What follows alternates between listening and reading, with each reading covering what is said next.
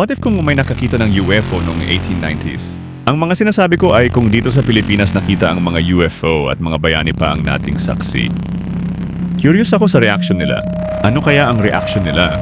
Kung sa panahon nila, Dr. Jose Rizal ay may UFO na sumulpot at nakita nila ito, ano kaya ang gagawin nila?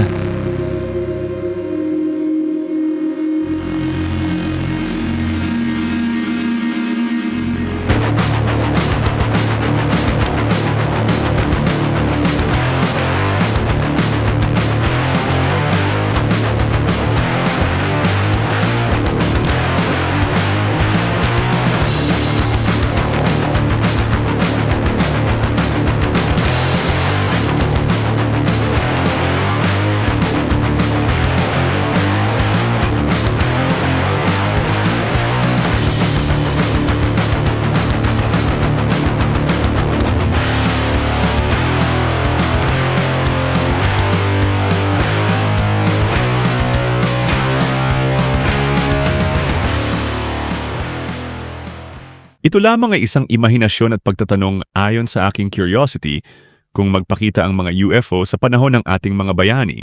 Paano kung nasakop din tayo ng mga alien noong panahon ng ating mga bayani? At ang iba sa kanila ay sinamantala ang pagkakataon at nakipagkaibigan sa mga alien para mapaalis ang mga Kastila. What if kung ganun nga? Nagtatanong lang.